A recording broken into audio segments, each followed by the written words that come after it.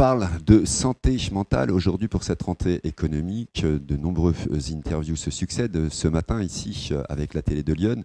Et là, nous avons justement un chef d'entreprise qui, lui, a vécu justement qui vit d'ailleurs même encore en ce moment, une grave maladie qui l'a obligé de revendre son entreprise. Je vous présente David Choma. Bonjour David. Bonjour.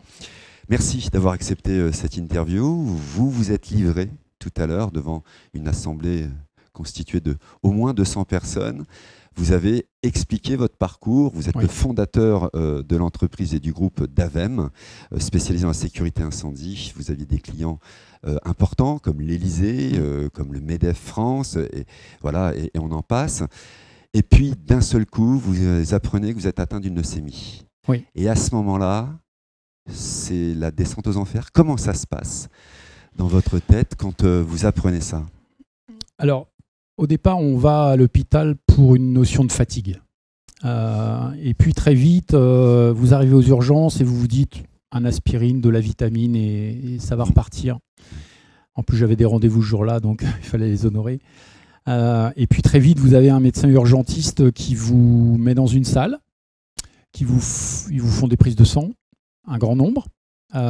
Et puis il revient quelques heures après, il est 11h, hein, et il vous dit il y a un problème avec votre sang, je viens de m'entretenir avec mes collègues de Dijon et vous allez partir à Dijon pour 3-4 jours d'examen. Et là, il se passe quoi? Ça a une petite lumière. Alors je me dis, bon, 3-4 jours, bon, allez, le problème va pas être très grave, ça va revenir. J'arrive à 14h à Dijon et je me retrouve devant l'entrée des soins intensifs. Et là, ayant travaillé quand même dans des hôpitaux par mon métier, je me dis, soins intensifs, c'est quand même pas très bien. Je vois hématologie, donc c'est des termes que je découvre. Et puis je vois 3 infirmières sortir habillées en vert, masquées, juste avec des yeux. Et quand je pose la question de dire, de toute façon, je suis là pour 3-4 jours, elle me répond juste, en fait, ici, on fait des services longs. Le médecin va venir vous voir.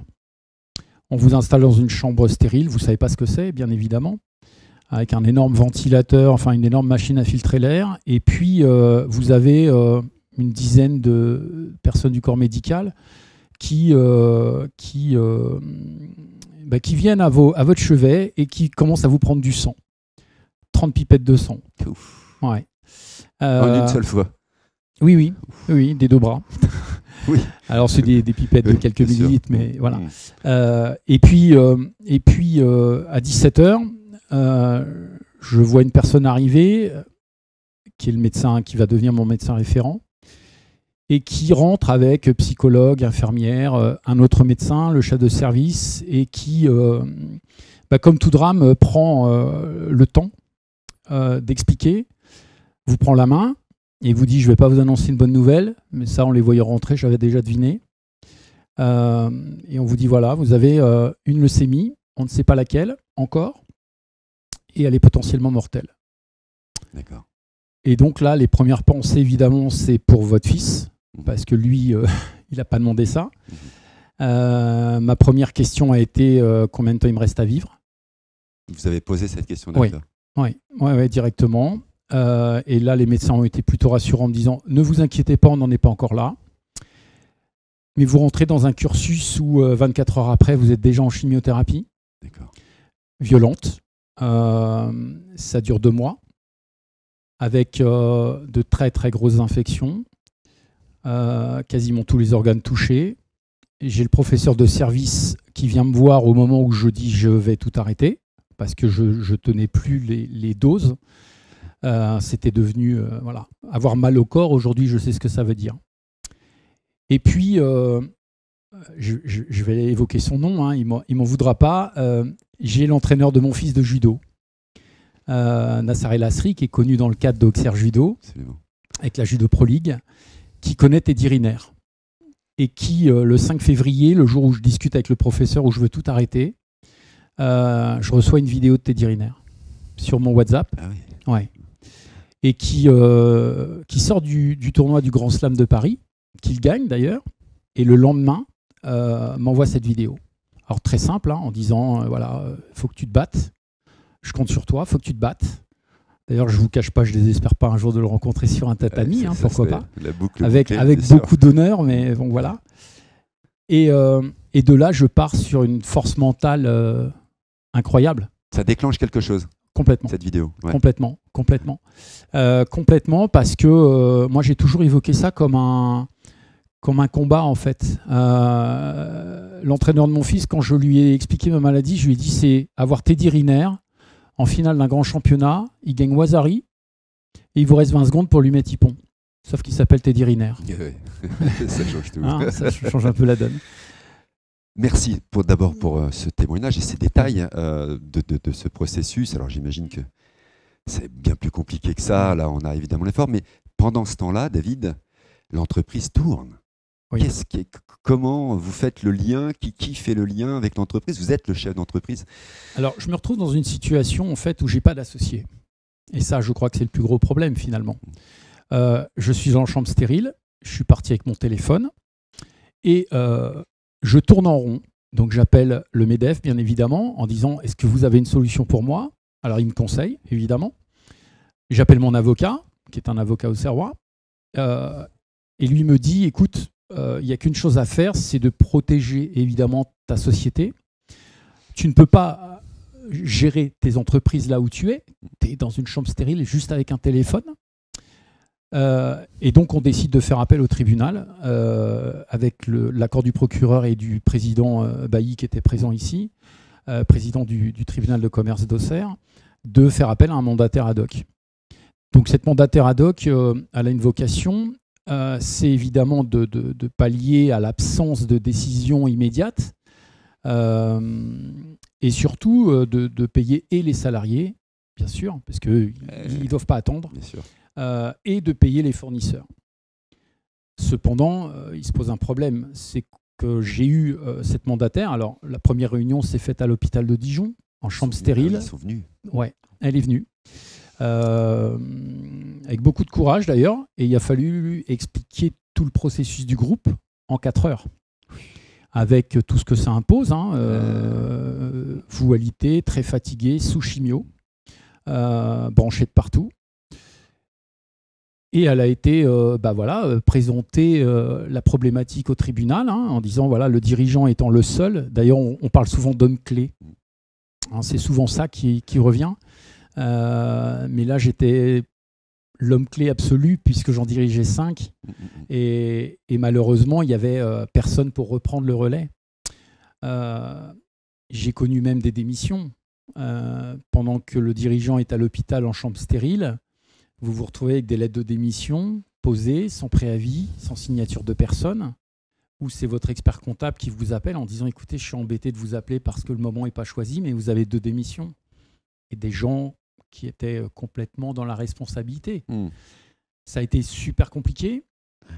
Et puis ensuite, il faut passer à autre chose. C'est-à-dire qu'il faut revenir au combat.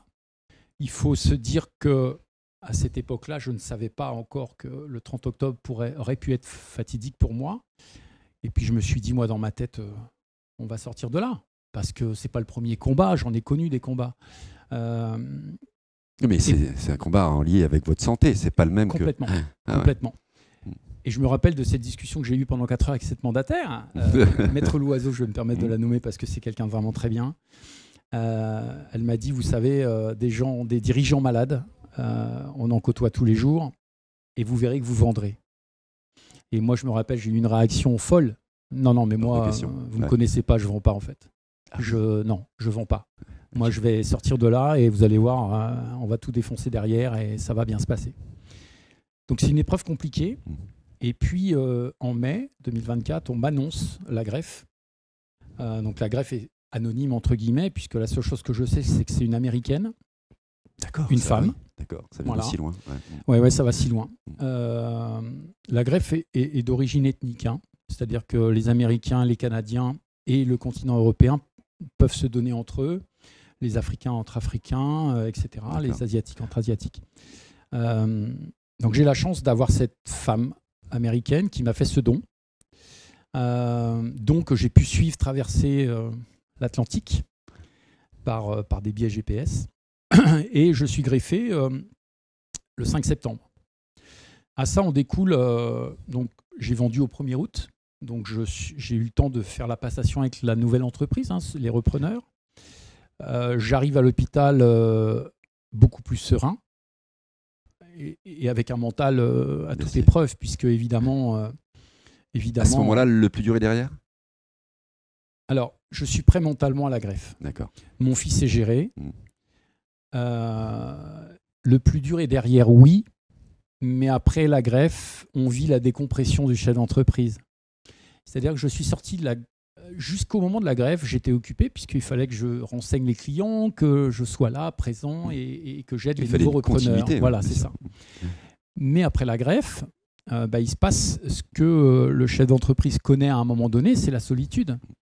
C'est-à-dire que non seulement j'ai les contraintes médicales des 100 jours, où je dois rester chez moi, où je ne dois pas manger du tout bio, je dois manger même industriel pour éviter la contamination. Ah oui. La seule personne que je vois, c'est la personne qui vient faire le ménage 2 fois par semaine par obligation. Je me retrouve avec un téléphone qui ne sonne plus. Moi qui avais une activité de 80 heures par semaine, qui courait 10 km pour se défouler, qui faisait du judo, qui faisait tout un tas de sports, je me retrouve avec plus rien. Plus rien. Et là, il y a le double effet. Il y a la maladie dans un premier temps. Et puis, il y a la notion de chef d'entreprise. C'est-à-dire que vous n'êtes plus chef d'entreprise. Donc là, il faut faire le deuil. Est-ce que vous avez fait appel à des structures, un peu comme 60 000 rebonds? Alors, oui. Je suis adhérent à 60 000 rebonds. D'accord.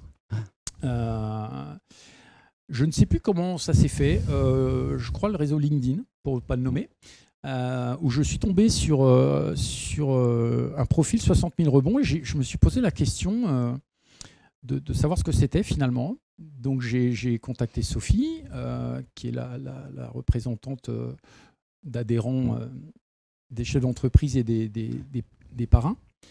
Et ça fait 6 mois que j'adhère à 60 000 rebonds. Alors l'intérêt de ce groupe, c'est qu'on est suivi dans un futur projet par un professionnel qui est chef d'entreprise ou ex-chef d'entreprise, par un coach qui est préparateur mental, j'appelle ça, avec qui on s'entretient 1 fois par mois. Il ne fait pas office de psychologue, mais il est vraiment dans la préparation mentale. Et puis on prépare l'après. C'est-à-dire que moi, là, j'apprends au mois de mai que je suis de nouveau malade et je repars dans un cycle de chimiothérapie avec tout ce que ça entraîne. Mais si je m'étais écouté en septembre, c'est-à-dire maintenant, je serais déjà chef d'entreprise de nouveau, sous d'autres airs. Ah oui, donc il y a vraiment l'envie de repartir. Oui. Alors, pour plusieurs raisons. La première, c'est que je pense que mon chemin n'est pas terminé en tant que chef d'entreprise. Je pense que j'ai une compétence dans le secteur, sans vouloir me vanter, qui est quand même appréciée par les autorités, que ce soit le SDIS, la préfecture et autres, par les commissions de sécurité notamment. J'ai une compétence technique qui est quand même plutôt aussi appréciée dans le secteur. Mais cette fois, je n'ai pas envie de repartir dans un cursus social, parce que déçu de l'humain, mais plutôt d'expertise judiciaire. Plutôt, vous voyez, en étant adhérent au MEDEF, j'ai postulé un poste de conseiller prud'homal. Donc, dans une fonction où je vais pouvoir travailler tout seul, finalement. Ouais. Voilà. Une façon aussi de se reconstruire, mais toujours en étant chef d'entreprise, puisque vous serez indépendant, mais seul. Oui. C'est intéressant et merci encore, David, de ce témoignage, plaisir. Vraiment. Et ceux qui nous regardent, j'espère qu'ils apprécient ce genre de témoignage parce que ça va certainement en aider d'autres qui sont dans le même cas que vous et peut-être qu'ils n'ont pas toutes les clés que vous avez pu avoir au fur et à mesure de votre parcours. Mais vous dites que vous avez été très seul, que le téléphone ne sonnait plus. Et là, aujourd'hui, vous dites, dès que je serai sorti, vous dites, je veux du coup continuer de travailler. Enfin, je veux travailler seul et plus avec l'humain. Vous ne vouliez pas être seul. Aujourd'hui, vous voulez être seul. Alors, je vais vous donner une anecdote qui n'en est pas une finalement, parce que cette maladie m'a permis de reprendre mes études. Okay. Ouais, j'ai entamé un cursus à HEC, à Paris, sur la stratégie d'entreprise. Donc, ma seule crainte aujourd'hui, c'est de ne pas pouvoir passer l'examen final, qui est en décembre. Donc, ça va être compliqué, mais on va s'arranger avec HEC pour pouvoir le faire. Alors, je pense que la deuxième raison pour laquelle j'ai envie de monter une entreprise, c'est que je suis fort réaliste. Aujourd'hui, j'ai 52 ans bientôt. Je me dis que si j'attends la rémission de ma maladie, c'est 5 ans. J'en aurai 57. Qui va employer une personne de 57 ans, sortant d'un cancer, dans quelque fonction que ce soit? Je pense personne. Donc je préfère me dire, je n'attends rien de personne. J'ai tout construit de mes mains. J'ai ouvert ma première société en 2013 avec 5 000 euros. Malheureusement, j'ai coupé lorsqu'on faisait 3 millions et 20 salariés. Et aujourd'hui, je me dis, j'ai envie de mettre à profit ce que j'ai appris pendant des années, me perfectionner, parce que je pense qu'un cancer n'est pas l'aboutissement. J'ai remarqué à l'Assemblée nationale qu'un député avait osé parler du cancer. Tout le monde était là en admiration d'un courage extrême. J'ai pas pris le temps encore d'écrire à ce député, mais je pense qu'il doit être assailli de courriers. Et je pense vraiment qu'au-delà de ça, d'abord l'État devrait se concentrer sur un point stratégique. Un chef d'entreprise, la définition, c'est on crée des richesses. Des richesses de plusieurs façons, puisqu'on fait bosser des fournisseurs. On nourrit des familles.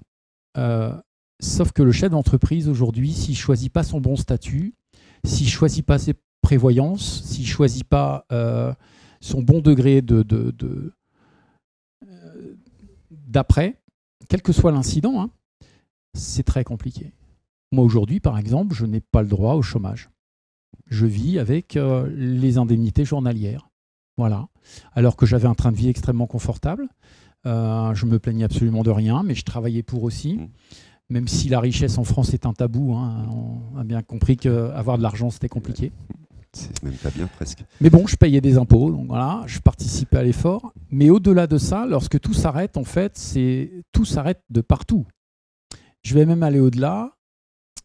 Le plus gros problème, en fait, c'est qu'on cotise pendant des années sur des prêts immobiliers, des assurances maladie, décès, des prévoyances, etc.